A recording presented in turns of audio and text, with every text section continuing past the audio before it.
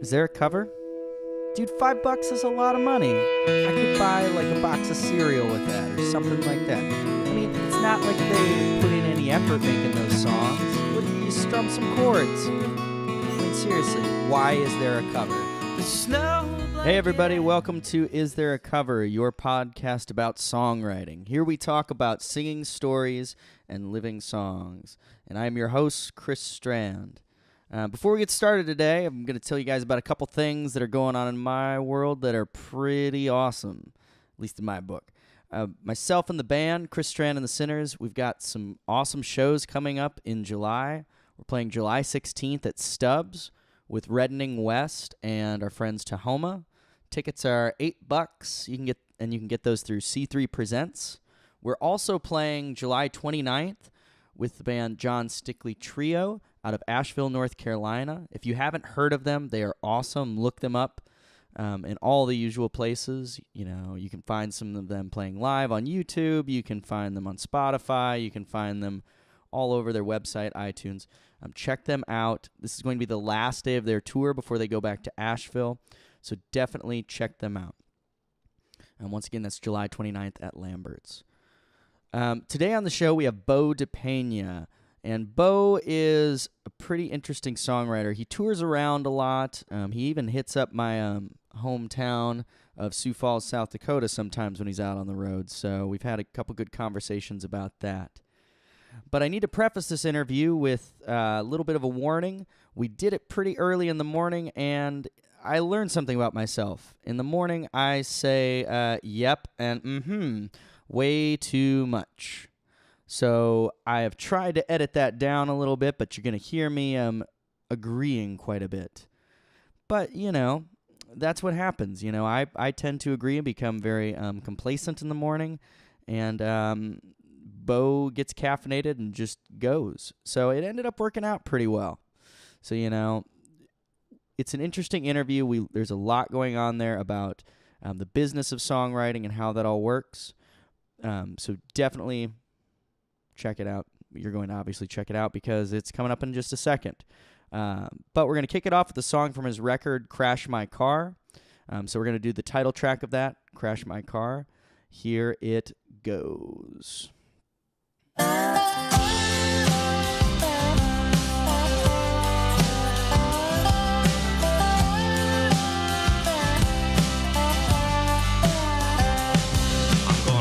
My car into the river and get a better one. A new Corvette or an SUV when the paperwork gets done.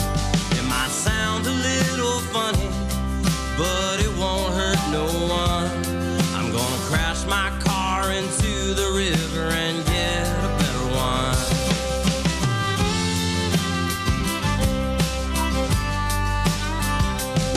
I'm gonna crash my car into a bridge and light it all on fire. I'm gonna send the cattle running into Rancher Dan's barbed wire. I'm gonna throw my whiskey out the back because nothing gets me higher than when I crash my car into a bridge and light it all on fire.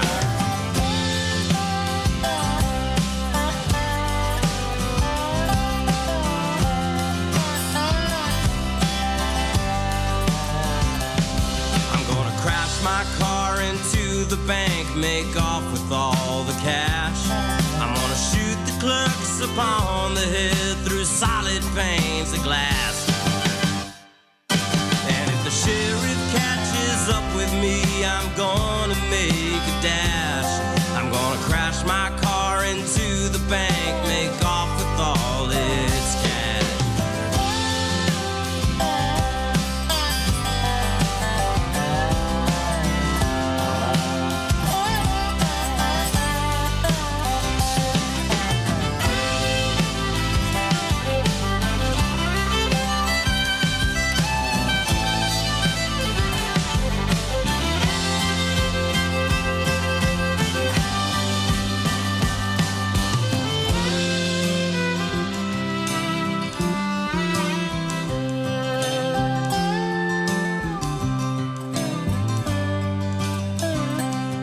Gonna crash my car into the jail, bust out on my friends, so we can all get stoned and crash our cars like we did then.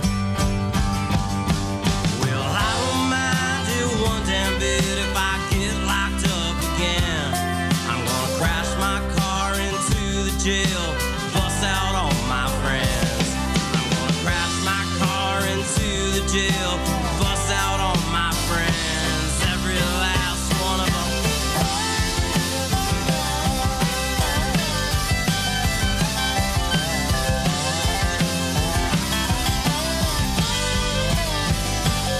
I'm gonna crash my car into the river and get a better one.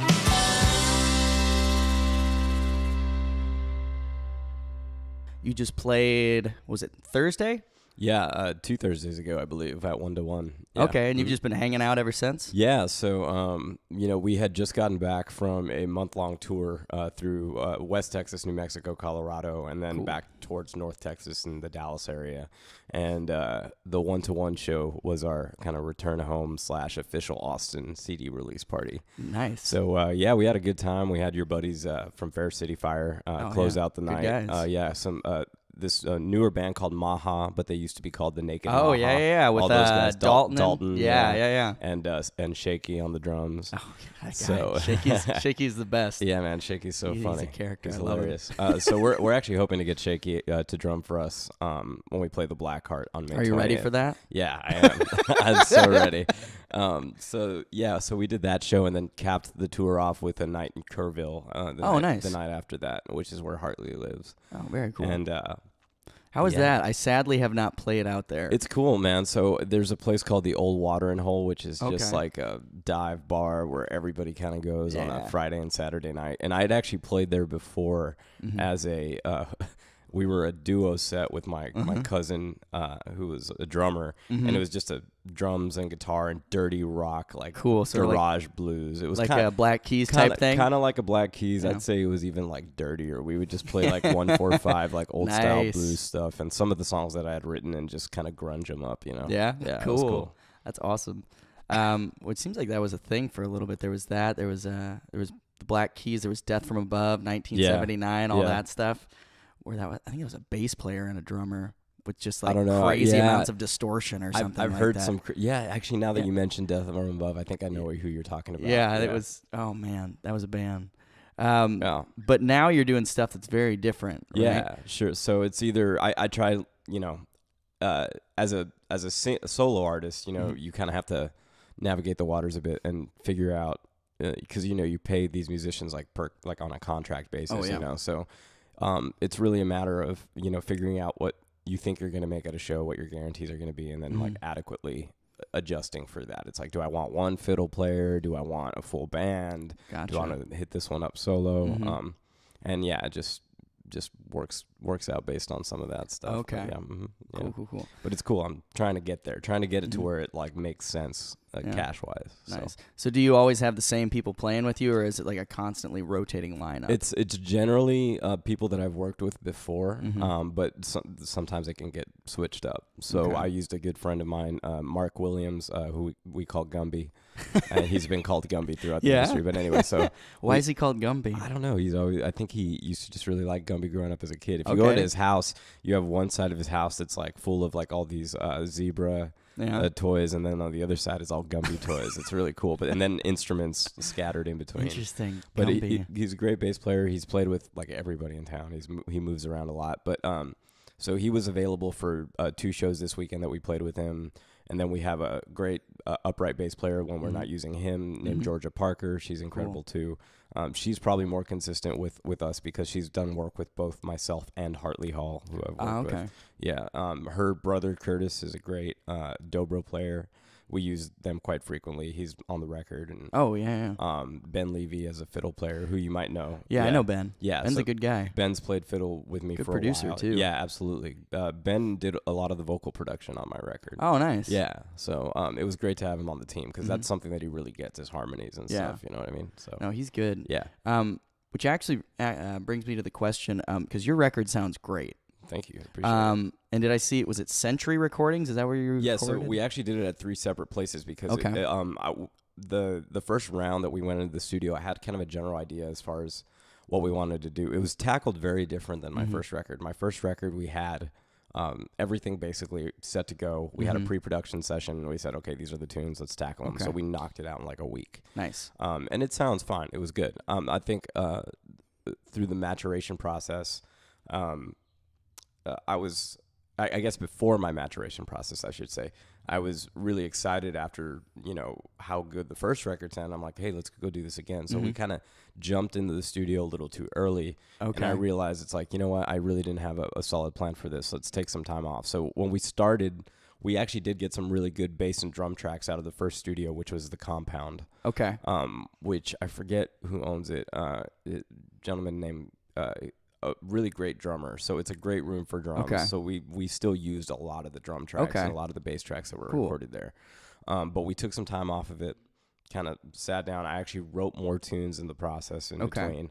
And then we came back, and we had 2 separate spaces that we had worked out. We worked at Century Recordings, which is Nick J's place. If you're familiar with Nick J. I don't know if I know Nick J. Good guy, great bass player as well. And so he owns that. It's down in... Dripping Springs. Oh, cool. Yeah, so that area is pretty, man. It was great for all our live tracking. So we basically got the band in there to basically just put on a rockin' set with the new rock tunes that I had put together that are a little bit more heavy duty. And then we took everything else, all the vocals and all the kind of more sensitive stuff, and we did it at this place that was being developed called Phase In, which is now since gone under. Oh, but it was an amazing studio. Yeah, like, it really just had incredible equipment. So we kind of lucked out at a period of time. And at the time, my friend Charlie Kramsky, who's a great engineer, he was working directly out of that studio. Okay. And before things fell through, we were like, hey, let's get some stuff done in here. And it sounded wonderful. Really great vocal tracking place. And awesome. that's where Ben and Hartley and I were doing most of our work together as like vocalists. So cool. Yeah. So what was that like going into the studio and then realizing that you might have, I guess, bitten off more than you could chew? It was tough because, making mistakes like that, it has not only a time cost, but a financial cost as well. Yeah. So yeah, it was kind of a hard hit, but the lucky thing about it, I was able to go on tour and kind of find more of what I am now as a musician instead of like what you're trying to be. I think something that would behoove a lot of songwriters when they do go into the studio is try not to get so overly fancy with what you're trying to do. Look at yourself, like kind of step outside the box and say like, who am I as an artist now? Yeah. And how do I convey that? I think taking a record almost too seriously is a detrimental thing. Oh yeah. Because I think it should be just organic and be part of like an extension of who you are as an artist at that particular point in time. It's just a snapshot, Yeah. So like in some ways, I guess it's a lot like how people view tattoos, as in they're like markers of who you were at a specific time. Exactly. Yeah. And I think just to take it too seriously or to overthink it might slow you down or slow down the process. And I definitely felt that the first round we went into the studio. And then when I took... So, like, how were you overthinking it? Was it just like this is the part where we need the choir to come in, or we need... I think the interesting thing was that I was bringing in songs that I had written a long time ago that weren't necessarily reflective of where I was as an artist at that particular point. Okay. Also just not really having a direction with like how I wanted the instrumentation to work out. I had all these instruments in mind, and then I went on tour with Ben and Curtis, and I was like, man, this is really cool. This like dobro fiddle combination is great. And I think it also, so I looked at that and said, well, that's what we should feature. Those are the 2 instruments that we should feature the most. And what it does is not only narrow it down and have a better reflection of what I was as a musician at that point, but it also made the album cohesive. Yeah. So if you hear my first record, as great as I think a lot of those tracks are, there's like a million instruments. And it's just like, whoa, there's all this going on. And then on the second record, I was like, no, let's narrow it down. Yeah. Let's like be what I am. Like, and I can replicate this much more easily. Yeah. When I play live or I go on tour, because this is what it is. This is where the music is. So, so you're much more into being true to the live sound as opposed to doing something, I guess, more like an Arcade Fire record, even though they're true to their live sound. They're like 57 people in that band. It can be done, but it's a matter of like budget and scalability, right? Like if you plan on scaling up to that point, maybe someday, then that makes all the sense in the world. but you got to have that budget, you know. And so the reality today is that, you know, when you look at songwriting, it's part of the business. So and one of the big reasons I write music is so I can have material to perform and be an entertainer. Yeah. And what I really love is getting up on a stage and telling stories and talking to people, and you know, writing music gives me a platform to do that. And so when I write these songs, I think, okay, well, what's the best way I'm going to be able to project this live, and who are the players I'm going to need to effectively do that? And, you know, it's not at the point where I'm going to need a synth or anything. Okay. Or like, you know, all sorts of crazy stuff or like chimes or anything no, like I'm that. I'm not getting that new age spiritual. Well, that's just, you know, that's not the end of the world. No, that's not the end of the world at all. Hey, man, there's a niche for everything these days. That's true, man. It's entirely true. Yeah. So you would say that you live more for playing out. Because I know with some songwriters, they're more into the actual, like, just the writing part of it. The process, yeah. Or they're like Elliott Smith, where it's like he was terrified, you know, to play out. And so he would just, from what I understand, he just didn't do it that much. Well, yeah, I mean, Harry Nilsson, never played live. Yeah, you know, or Nick Drake supposedly never did. And that's fine. Like I say, there's a niche for everybody. But the way I am, my type of personality is, I've always kind of grown up as kind of an extroverted person. Yeah, you know? yeah. So I enjoy the concept of entertaining, and I think first and foremost I am an entertainer. But then at some point I realized to write music is really my platform. That's the way to do it. You know, I'll play covers every once in a while. But, you gotta. Yeah, but the reality is that if I can tell a story and like really captivate an audience with something that, you know, is true to me, but also, you know, universal, like a universal feeling, then that's cool. That's really where, that's my like epitome, I guess, of doing this. Yeah. So you really love playing out in front of people, and you're saying that you're more of an extrovert, and it didn't seem like the going into the studio and realizing you were a little in over your head, that didn't faze you too much. Well, yeah. I mean, is there anything that phases you with songwriting? Because I know, you know, some people, they have stage fright. Sure. Some people, they have like crippling self-doubt when they're writing. You know, they're staring at like Neil Diamond. I think I mentioned this on an earlier podcast. Right. It took like 3 years or something to write Sweet Carolina or something like that. And it's funny how that works. I think, you know, having self-doubt to where it's like crippling and it like really messes with your head is something that I think so many people like can experience. Like whether you're extroverted or introverted, it doesn't matter. It's not, you know, I don't think it's a personality thing. I think anybody can reach that point where they look at themselves and say, why the hell am I doing this? Like what's, you know, why am I any more exceptional than other people? And the reality is that, you know, a lot of people can come up with something good. They at some point can, if you do it long enough.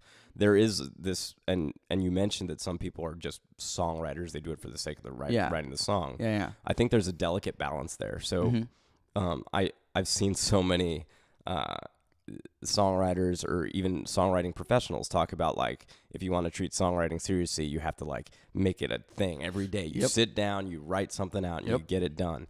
And that's great. That's great for certain people. It's not my philosophy on it. And just for myself, because I know how it works. Like I'm looking at this point in my music career, I look at it as a business, and there's so many other things that can like consolidate on your plate at any one given point. And I got to worry about putting a tour together. I got to worry about this, and I do catch myself, especially at this period right now, because I'm so busy this year, is that I'm not writing as much as I would necessarily like to. But I do plan to like clear out the schedule and say like, okay, we're gonna sit, we're gonna get inspiration, and then also, you know, it takes inspiration to start writing, and sometimes it's just not there. Yeah. Sometimes you're not experiencing heartbreak, or you're not experiencing, you know, you're not seeing the lowest of the low in the world. I've got a whole notebook though full of ideas, like they're sitting there just waiting for me to take a look at them. Oh yeah. But I you know, I think everybody has their own methods, and that's great. I think there should be a diversity of methods. As diverse as there are genres, there should be a diversity of methods of people tackling songwriting. And mine is just when it hits me, it'll hit me. And like when I really, really think that I've got an idea, I'm going to tackle it. Yeah. And it's worked out so far, I think. Oh, definitely. So, I was going to say, you're touring all over the country. Yeah. You know, you got to go to Colorado, born there. It's beautiful. Awesome. You were born up there? Yeah, I was born there. Where? Colorado Springs. Very nice. Yeah. Yeah, I was only there till I think it was like 3 or 4, but cool. We would go back sometimes, and it's beautiful. Awesome, man. Beautiful, man. I love it out there. Yeah, I'm a huge outdoorsman, so when I see like all that stuff, I'm just Yeah. All I dream about is fly fishing. Yeah. Yeah. Fly fishing and gummy bears. Not so much gummy bears, more fly fishing. Yeah. So when did you start writing songs? I started writing when I was about 16 years old. Oh yeah. What did it for you? What pushed you that way? It was girls. What do you mean? What else do you think? Yeah. So you realized that, whoa, man, they're going to pay attention to me if I start singing. Yeah, well, I do this like not a rant, but like this medley of songs like that highlight my changes growing up throughout the years, and it's just so cheesy. I'll start off with like the classical guitar that they teach you at first, and then I got into Steve Ray Vaughan, and then I rebelled and started playing punk music. Yeah. Start playing Green Day. Yeah, I remember that. Real rebellious. Oh yeah. And then you want to get heavier, so you start jamming Metallica. Yeah. And you realize that's great, but it's not going to get you laid, so you start playing Matchbox 20. And then you start getting stoned and you play Wish You Were Here by Pink Floyd. Oh my god. And then forget the lyrics. Yeah.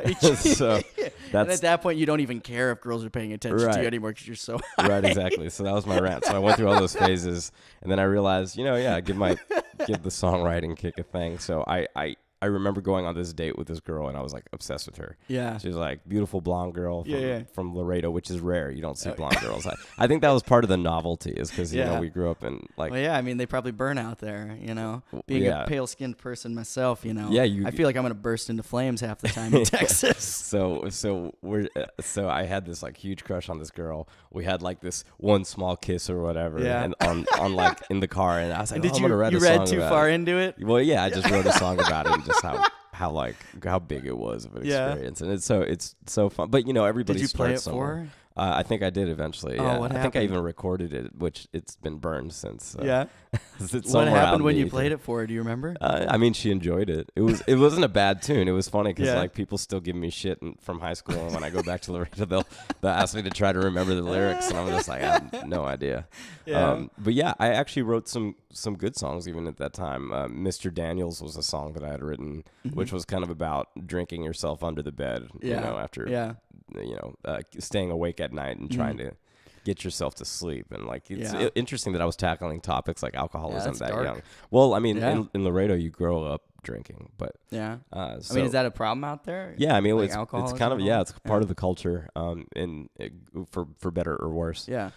The advantage was that I did start drinking at a young age, and I was able to get it out of my system. Yeah. So by the time I get to college, I wasn't quite as rowdy as. Well, which is probably some good of- for touring too, because it's real easy to get out of hand. Oh, sure. When you're on the road. I will say I only bought like one beer on my entire tour, but that doesn't mean That's awesome. that doesn't mean that they weren't given to me. Yeah. I was just, but it's good because like I don't have like that desire to like necessarily party after a gig. 'Cause I feel like that's half the reason that people get burnt out. Because at a certain point, if you're just burning the candle at both ends, like halfway through the tour, you're just gonna be like, I don't like this anymore. Well, dude, it's your job. I mean, and that's why I'm becoming a morning person again. Like, it wasn't always a thing, but you go play a show, you get have a gig. Yeah, sure, you have your 2 beers or whatever, but load out and get home, be asleep by 1. Yeah. Wake up at 9, rehearse, get your administrative stuff done. Sometimes you need to drive 6 hours. You don't want to be hungover driving 6 hours. No, that's Screw not that. fun. No, That's not at all.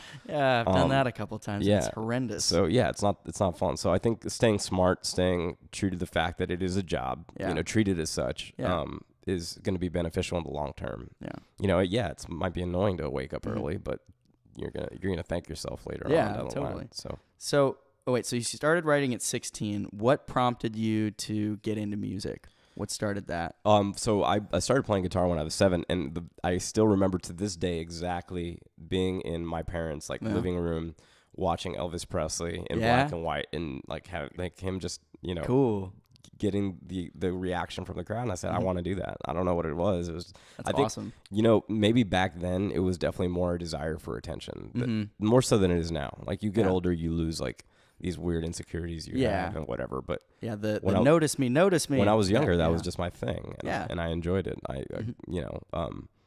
I've always been kind of a talker and, like I said, an extrovert. So it was cool. It was a good outlet, but I think a healthy one. Because a lot of what I talk about, whether you're extrovert or introverted, people I think can relate to. I think I talk about topics that are kind of in that realm. So, Definitely. Yeah. So are your parents musical at all? No, none of them. Interesting. Yeah. Then I think my mother played piano when she was younger, but just as a child, Okay. Just So what as did a they hobby think thing. of? What did they think of you doing what you're doing? Oh, they hate it. Really? Well, my dad is actually quite supportive. Yeah. But my mother and my father slipped. They separated a while back. Okay. My mother's side is supportive, but Yeah. as far as they're definitely the ones that kind of push me a little bit more, and I think it's because they're the side that helped get me through college and all that stuff. Gotcha. So they're a little bit more, particular about what my career choices are. Gotcha. Because it's a little bit more of their investment at that point. Yeah. But in all fairness, I think they see that I've got this ambition that I think goes above and beyond the normal. The more I've grown as a songwriter and an artist and just like a music business personality or whatever, I'm starting to notice that a lot of the failings of artists can only in a limited sense be blamed on industry. Yeah. And a lot of it is personal responsibility of the artist. And some of them, the more I've grown and the more I've seen of them, I just say you aren't waking up early. No. You're not cleaning up after your gigs. You're getting drunk. You're getting stoned or whatever it may be. And I have no qualms with those things. Sure. But they're taking it to the extreme that I totally see why parents don't want them to do this stuff. Like, it makes a lot of sense. Well, and also, I mean, it makes sense why they wouldn't, I don't want to say make it, but get to the point where they can sustain themselves. Sure, 100%. I mean, I can think of like some of the most talented people that I've ever heard, and they just don't really go anywhere because, they're just not treating it like a business, like you're saying. Right. But then some people who maybe, like, talent-wise, maybe they're not quite there, but the work ethic is there, and also the networking skills are there, and they're just amazingly good at it. And I think you will see that gap. I mean, you see the gap in songwriting when it comes to like Nashville country versus like somebody like they're huge and they're making a lot, and then conversely, there's a gap between the other people that are kind of like not necessarily mainstream, but are just so damn incredible that they have this following. You know what I mean? Like, damn, like that's just out of this world good that you can't deny its viability. So I mean, I think we're all part of this network. Like we're all part of like this industry in this really weird and fascinating way. And you need the business people in the suits saying like, no, you need to do this. You need to get in front of the audience this way. And this is what they think. Cause that's the reality. Sometimes the people that are going to work 9 to 5 don't necessarily care about how artistic you're going to be. They just want to be entertained. Yeah. And so I think finding a healthy middle ground between like total commercialization and total artistic, sometimes I call it like musical masturbation, where it's because it's just like them writing for their own sake. Yeah, and that's okay. Yeah, you can definitely go too far. In that direction. Yeah, I think so too. So I think there's extremes on both ends of that spectrum. So how do you balance that for yourself? Which this will get us into your record. Because now we can start talking about songs and all that. Go for it. Let's do it. So how do you balance, like on this last record, how did you balance that,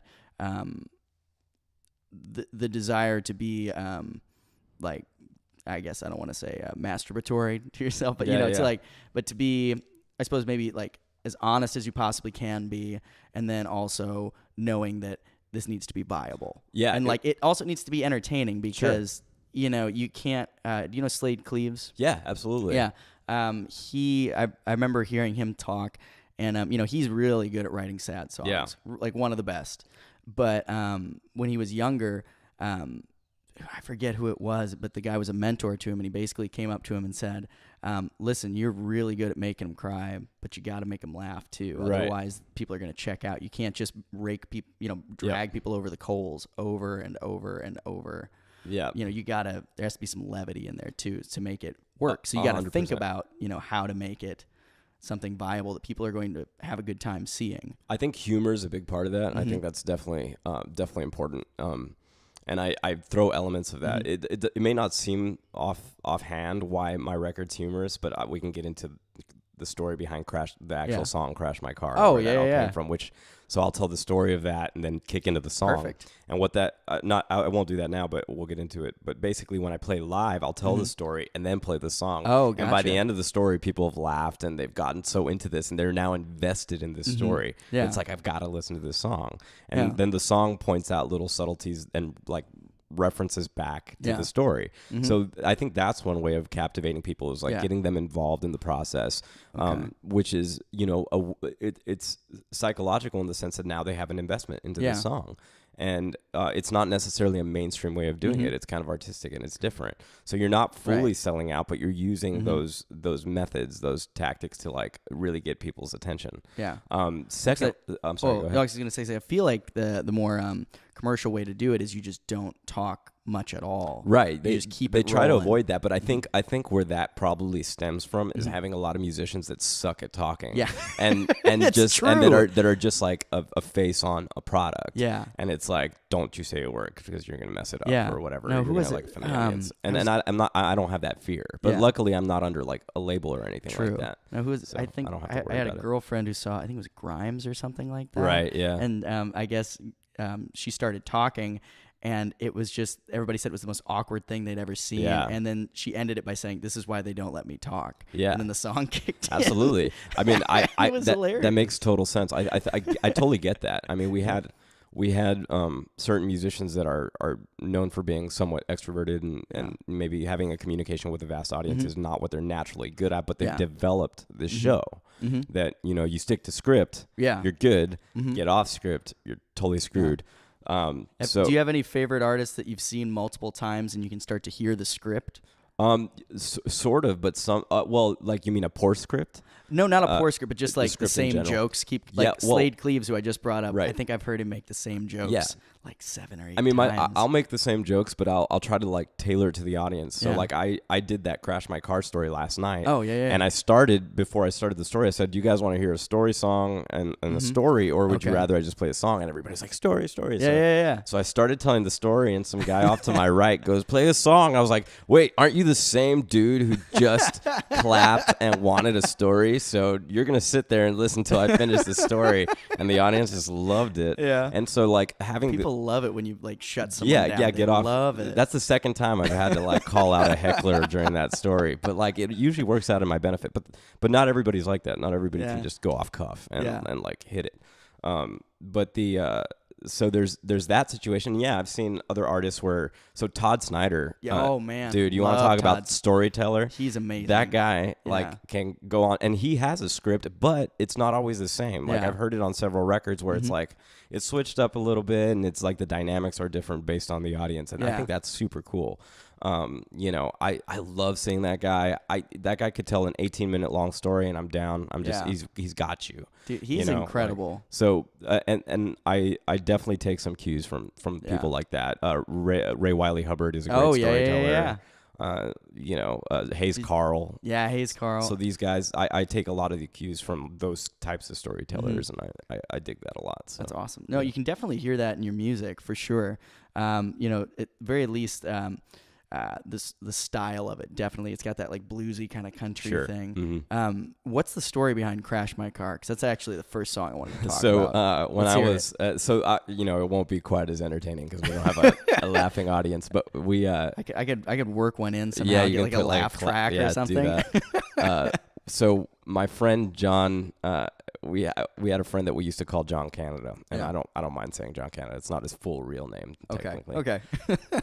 So he used to be the kind of guy who like just always got away with his bullshit. Like Yeah, he'd yeah. get these crazy ideas in his head, and he'd go off and he'd you know, just like steal bottles out of bars, like just cause other people to get into fights. So he was just- that friend. He was like that friend, but he was lucky. He was just Yeah. the luckiest, most confident dude. So Yeah. he'd always get away with it. You know, like Yeah. he'd get away with whatever, but we'd all end up somehow in trouble. So he was like that type of friend. Yeah. And you know, he was a nice guy and everything. He was just kind of obnoxious because he's like, dude, don't do that. Like you're making this a problem.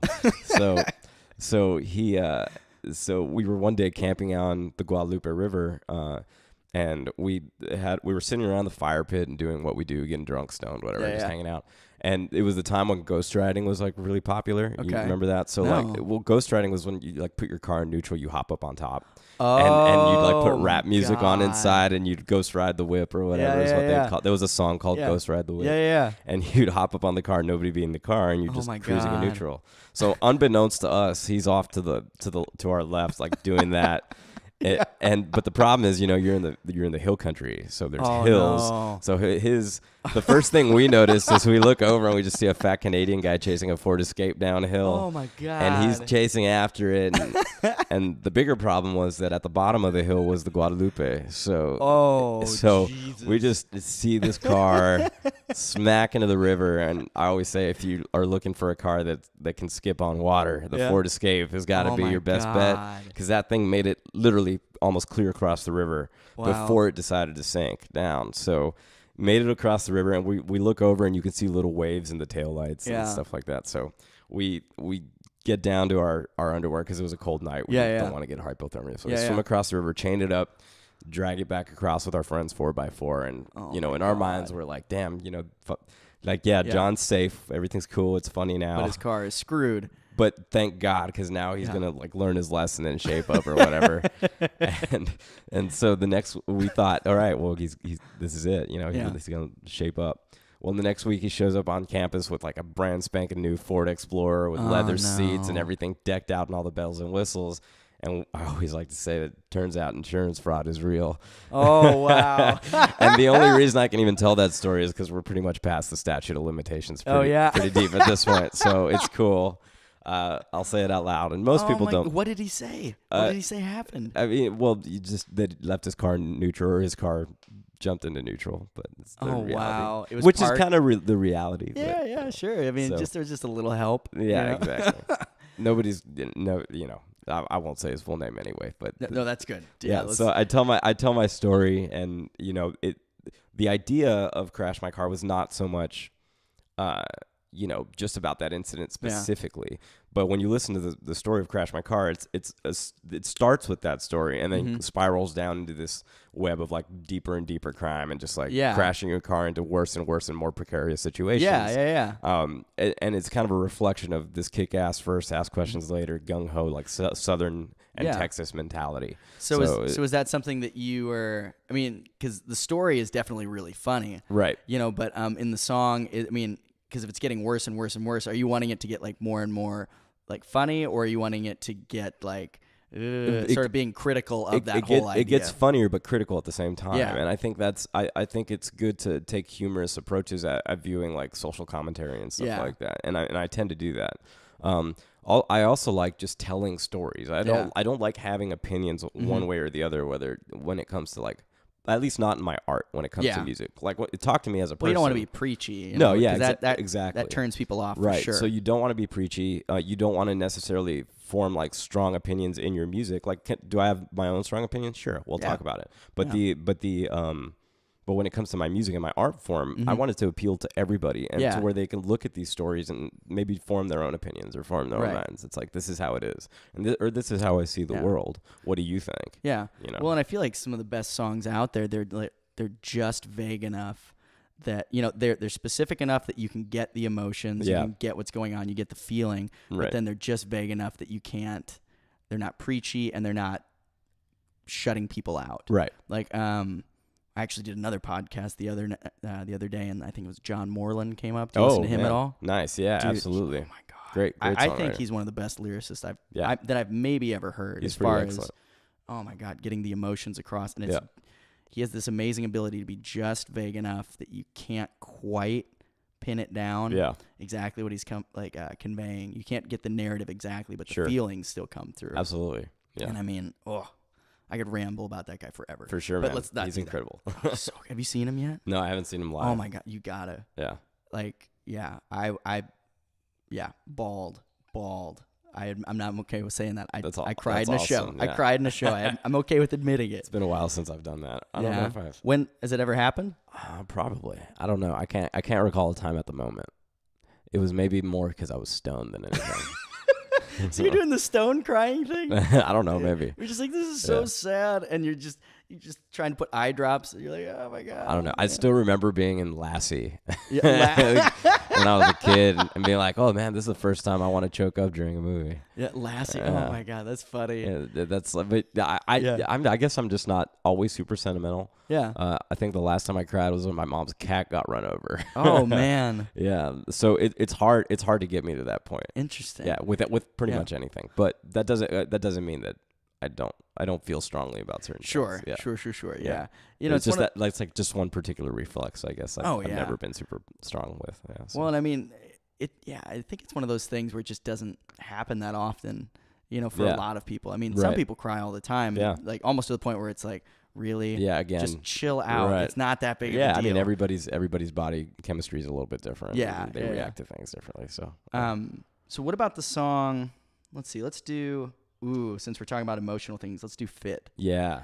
Tell me about that one, because that one, I mean, it's very clearly about not fitting in some way. Mm-hmm. And I mean, is that one like autobiographical in some way, or is it just an idea? So the actual specifics of the story are not necessarily all that autobiographical, but I thought about it because I have friends within the entertainment industry that have had deep conversations with me. A lot of them comedians too. Yeah. Comedians tend to have the issues with depression and like not being able to really find their place in the world. Yeah. Musicians as well. I mean, it comes from all over the place. I was traveling through the Tennessee area touring, and I got to the point where I was like really actually low on money. Like, was just camping out in my tent, you know, like somewhere in the mountains, which was beautiful, but it was like very, very lonely. I was like, I had no money. I was like trying to find the best ways to get food, and it was just, you're that broke where you're just like, I got to that point. I mean, tortillas and beans. Well, I was able to bounce back, but I was like, for the first time, I'm like hungry. I have nothing to do, and you're out. There's no Wi-Fi. You have no way of like communicating, so you just have time to sit with you and your thoughts. And for the first time, I was able to, I think, sympathize with people that have this like this utter feeling of aloneness all the time, like every day. And there were definitely points on the tour where I was like depression, because it's a lot of time to like think to yourself. Yeah.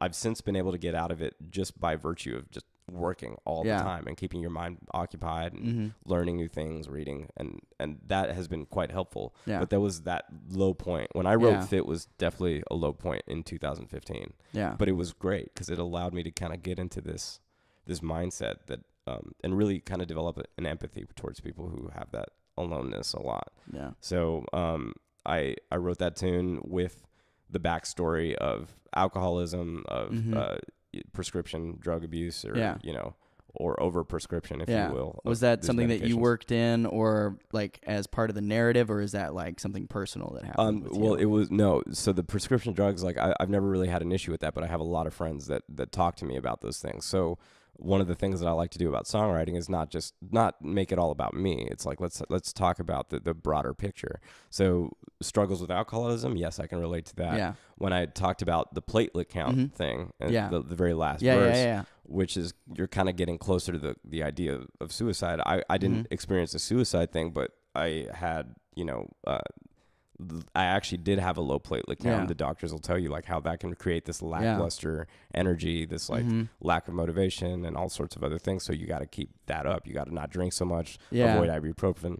Well, then that sets the whole thing where it increases the feeling that you're never going to get out of it because you just have no energy. Well, right. Then you start chalking it up to like, well, what's my body chemistry like? And you just kind of, some people give up in that respect and say it's just my body, but So I think what I was really trying to accomplish, though, with the song was not necessarily point out all this darkness, but was to say that everybody kind of goes through this. And here are three stories, like take from it what you will. Yeah. And it sounds really depressing, but in the end, like when you put songs out there about depression, it's really kind of, it's in my opinion, it should be an indicator that you're not alone. Like you're actually not. So you say you don't fit, but it's so funny because the song is about not fitting in, yet most people that have heard my record come up to me and that's the first song they want to talk about. Yeah. So the reality is that you're actually not alone.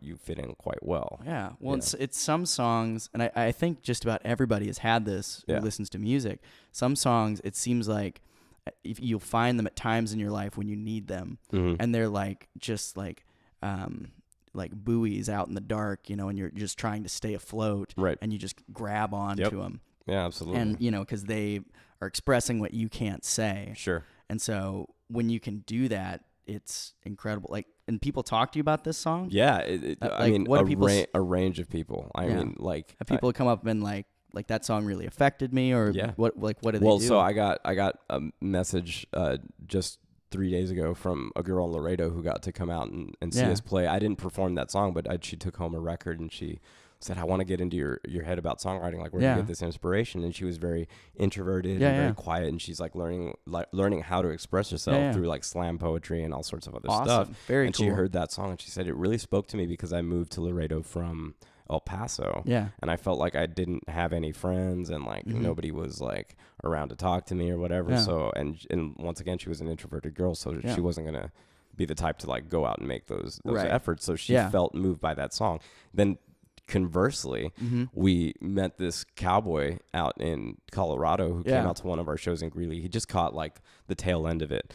He bought a record. Cool. And said, hey man, I really want to check out y'all's next show where you're playing. So he actually showed up at our next show in Fort Collins. Awesome. And after the set, he walked up to me. So he goes, so tell me, where'd you get the inspiration for Fit? And I was like, oh, well, that's an interesting one to bring up. And he was a very commanding figure, cowboy-esque. He's like very stoic type guy. 6'5", just like, straight up out of Lonesome Dove, and like, but could carry on his own. But he wanted to talk about that song because he's like, what? And we didn't get into the details, but he said, yeah, man, I just gotta say, I've had a life's history as well, and I really sympathize with that song, and I feel what you're getting at. So it's funny to see the diversity of people that are actually coming up to talk to me about that particular tune. Well, and that just speaks to its universality for sure. Exactly. Yeah. Yeah. Well, I mean, it's funny because you mentioned like bringing in details from other people.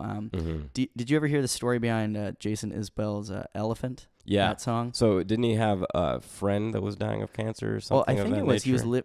and I hope I'm not getting the story wrong, Sure. but I think he was. It was before he got sober, and he was living above this bar in this town. And when he would go down to the bar, he noticed all like the workers coming from like this factory or like a mine or something. Sure, yeah. And they all started getting cancer, and they all started like dying because it was something with the mine or the factory. Right. And so he wrote that song to sort of commemorate like all those people. Oh wow. And so, and I think that's one of the. I think that's one of the most beautiful songs ever. I agree. I think that song definitely touches a nerve unlike anything you usually see or hear. Yeah, the sweeping the hair across the floor line. Yep. Jesus. Yep. It's so good. It's insane. Yeah. And so it's interesting to hear that both of you basically did the same thing where you're like, okay, this is the feeling, this is the idea, and I'm going to work in other people too. Yeah, exactly. So what about the song, the other one that I was curious about, since we're talking about, I guess sort of, well, we'll just talk about Cocaine Jesus. Let's talk about that one. I felt that was the next one coming. I mean, are these the ones that people usually talk about? Well, yeah. Cocaine and Jesus, once again, I've had people tell me that that's like their favorite of my tunes. Yeah. And I think the reason being is that it kind of it takes this approach to looking at these issues, once again, kind of from like a hands-off standpoint. Yeah. And one of the things that I guess the way my mind tends to work is I'm incredibly objective. Yeah. Right. So there is an element of musicianship and of art where people can be completely subjective and try to become very emotional and like attached to these topics, right? Right. And you can deliver it in such a way, but when you're actually reading my lyrics, there's not a lot of subjectivity to it. There's not a lot of like, I love this, I hate this, I want this, or there should be more of this. It's always just like looking at it from the outside in, right? And so it's kind of what like Towns would always say. He's like, no, I'm just writing things matter of factly. Right. Yeah. And Towns is incredibly artistic as far as like the way he put lyrics together. But for the most part, you don't listen to Towns and could come up with like his political ideology. You couldn't do it. Right. And I don't even know if he knew it. Right. And I'm trying to like create a similar format, then like whether you're conservative, liberal, whatever it may be, you can listen to this and take something from it. Yeah. And what's cool about Cocaine and Jesus is I think it's really two stories. Yeah. So it's a female character that has experienced troubles in her small town, right, and a male character that has moved in with some bad company or shady company and fallen into a trap. And but they're both relating to kind of this small town mentality that has a real dichotomy when it comes to Jesus and like abuse of substances. Yeah. And you see that throughout the U.S. culture. Oh, totally. And the funny thing is that like whether you're a Christian or non-Christian or whatever it may be, I've played through the United States in podunk towns and played that tune. and have had positive reactions basically all around. I still haven't had any like somebody who's like a Bible beater or something come up to me and say, "What the hell is this about?" You know, you're not condemning anything. No, you're not linking the two. You're just saying these two things exist. Yeah, it's like, check out this dichotomy. Isn't that fascinating? Isn't that interesting? Like, what do you take from this? You know. And that's all I'm really trying to say with the song. Yeah. So I mean, so that's something that you've seen all around. Like, what do you make of that? Because I mean, you don't really say what you make of it in the song, but what do you make of it? Like, do you think there's any reason, or I mean, which nobody really knows? I think all it's got to be is that it's a much deeper, nuanced conversation when it comes to solving these issues. Right. That's all it's got to be. Yeah. I don't think. So I guess my point being is that religion can't be a Band-Aid. Yeah. Like there's plenty of people that have a very healthy view on religion. Yeah. Fine. Definitely. But if we're chalking it up to just religion as being like the healing spiritual force or whatever, that's going to clear those problems, I think that there's more to be discussed. Yeah. So so this song leaves that opportunity open. It's like, okay, what can we do from here? Yeah. Like, does that mean that doesn't necessarily mean you have to abandon religion. That's not that's not my point. Right.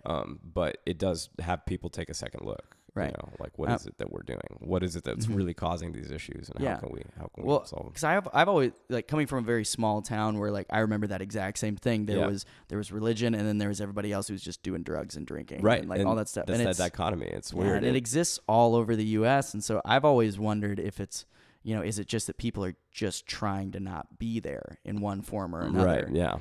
Because part of it is kind of an addiction to one or the other. Yeah. 100%. That's one thing that I noticed. And actually, the second story is about an uncle of mine who experienced that kind of thing. Whereas he went from being a drug addict to incredibly just in love with Jesus, and then back to drugs. Okay. And what was that? What was that like? Well, I mean, I wasn't incredibly close with him, but I could see this kind of happening. From an outsider perspective, and we knew about it.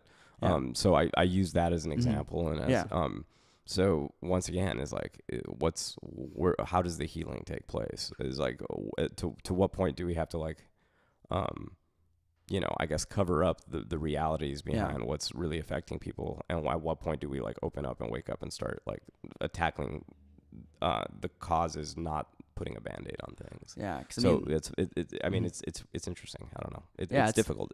Totally. Much smarter people work on these issues than I do. Yeah. Well, no, they're talking about it in all these political campaigns right now.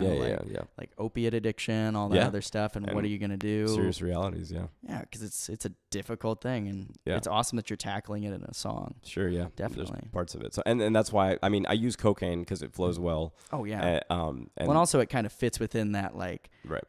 Like, it's something that you can use, and a lot of people, like Johnny Cash uses it, talks about cocaine. Sure, absolutely. And it's something that can work in. Sure. To the other thing to keep in mind too, with the use of cocaine versus, say, like a crack or something or whatever, it kind of also shows that it doesn't have, it's not limited to class boundaries either. That's good. So cocaine could be used by, you could spend all your money on cocaine if you don't have a lot of money, or you can be rich and you're spending money on cocaine, right? And still be, go to church every Sunday. It's true. But you'll go to jail for less time, right? That's or something similar, yeah. But that's the idea. So it extends beyond class, race, whatever it may be, and this is just things that can happen to anybody. Oh, totally. So, yeah. I mean, it's definitely something that people can everybody can get strung out in some one way or another if you don't pay attention. Mm-hmm. Yeah. What about? Cause we haven't talked about any of the love songs yet. What about Making My Way Back to You? Making My Way Back to You. You wrote one song about a girl. Yeah. Let's hear it. Because I'm assuming that one might be a little autobiographical. It started off that way because I used to actually be a runner, so I would, like, run marathons and, like, half marathons and do all that fun stuff, which was crazy. But anyway, so I would do it because I actually was like head over heels for this girl who was also a runner. Okay. And we dated for a while, and we got into That's a good way to get you running, man. Yeah, exactly. I mean, I still try though. I kept a little piece of that, which is good. So that song kind of started off that way, and the more I started writing these lyrics, it kind of became more about this character who also has, like, either substance abuse problems or, like, emotional problems. Yeah. And, like, there's lyrics in there like, used to run with the Cajun Queens down the alleys where the rats are mean. So it's kind of insinuating that he's kind of making some pretty poor life choices without this girl and making his way back to her. He sees in his mind as, like, his way out of this. Yeah. Right? So, which so a lot of like us the do. Girl being like salvation. So it's almost like the Jesus, right? Yeah, like she's like, the girl in this instance is more of the like, what's going to get him out. But that can also in itself be an addiction. So it's kind of morphed into that over the course of me songwriting. But it started out basically as more just a playful thing of like me running back to the girl, like having that pun. But yeah. So it's interesting that keeps coming up in your songwriting. This like this need to be for like a savior figure or like a way out. Right. Yeah. So I mean, is that something that you feel sometimes? Yeah. I'm surely so. Like it's funny that you say that because my first record was called "There's No Way Out of Here." And wow! But that was a little bit more autobiographical. Okay. The first record is. Yeah, this one's more like stories. But I would say that there's definitely some themes in there relating to like I guess my own search in life as well. I mean, even now as an artist, like trying to like navigate the waters of the music industry and decide where do I want to be in this thing? Like where is my place? Yeah. Is it more on the business legal side? Is it more on the music songwriter side? And that's fine, and I think people go through that. But I think that's also probably one of the reasons that I'm hoping this form or my form of songwriting becomes effective and works because it's universal. And I think a lot of people are always looking for better, right? And trying to find their way out of dark points in time. And we can often cling to relationships or or religion or drugs or whatever it may be, and we're always looking for the grass is always greener, right? Yeah. So 100%. So yeah, I think there's a lot of that featured in the record. Oh, and definitely. I think there's a lot of that theme. Definitely. Yeah. Well, and it makes it very, very relatable, which is good. I was listening to it. I just heard it last night for the first time. Yeah. And I was sitting there. If I'm honest, I was playing a little Xbox. And I put it on. And I was like, whoa, this is great. Cool, man. Like, and I was blown off by just the production value. And your players they're fucking great. Yeah. They're really good. Guys, they are good players. And man, like, I think it's great, man. I think you got a bright future ahead. Thank you. I appreciate that very much, brother. But now I got to ask you the question that I always end with. Okay, cool. So here's the big one. Why do you write songs? So I guess let's link it back to the record and say I'm always looking for better. Let's do it. I'm always it's that grass is greener, and I think this is a way to really allow myself to get out there, like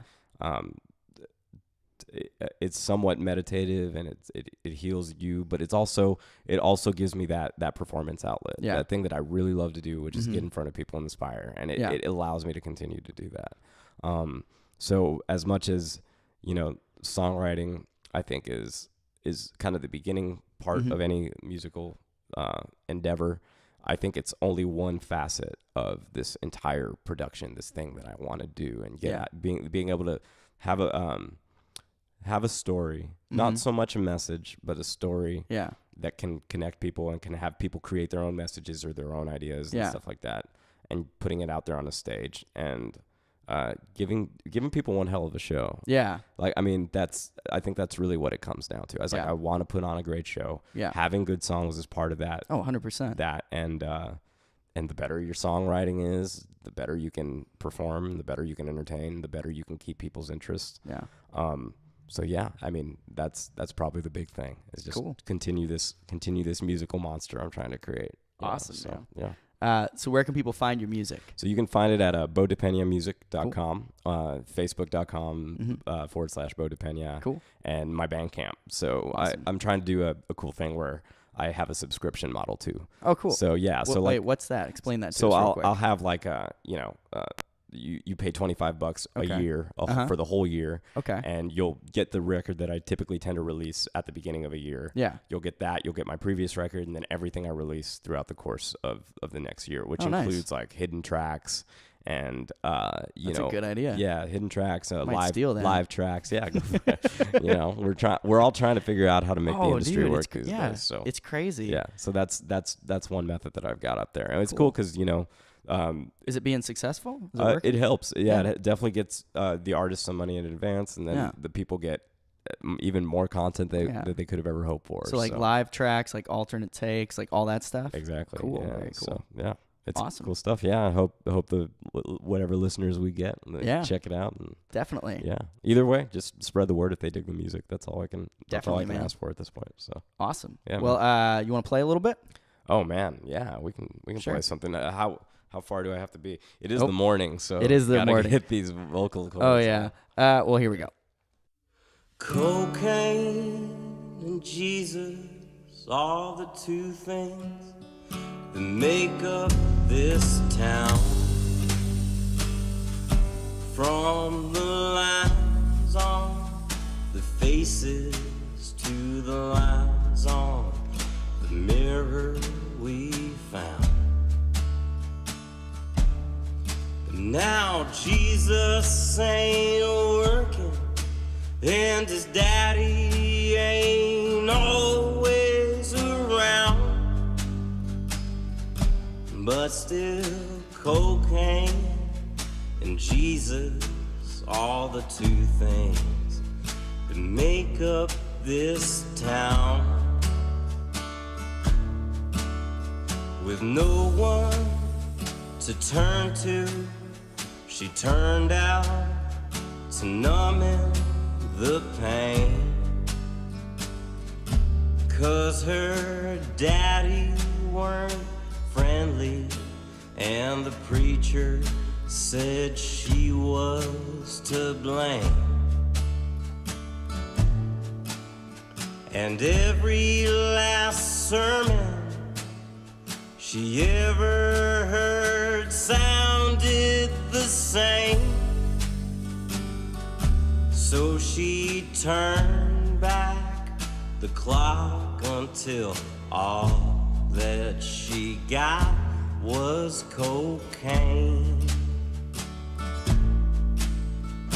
Cocaine and Jesus are the two things that make up this town. From the lines on the faces to the lines on the mirror we found. But now Jesus ain't working and his daddy ain't always around, but still cocaine and Jesus are the two things that make up this town. He was a drifter, not knowing where his life would go, with the surfboard on top of his 65 El Camino. Then he took in with a stranger who only would drag him down slow. Now he's down in the valley with a dream that had nowhere to grow. But cocaine and Jesus are the two things that make up this town. From the lines on the faces to the lines on the mirror we found. But now Jesus ain't working and his daddy ain't always around,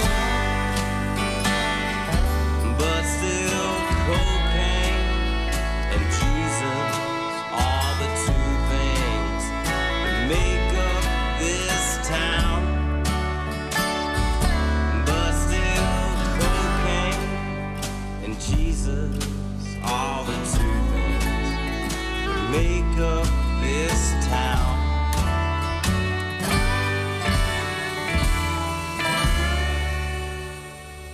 All right, everybody, that was Cocaine Jesus.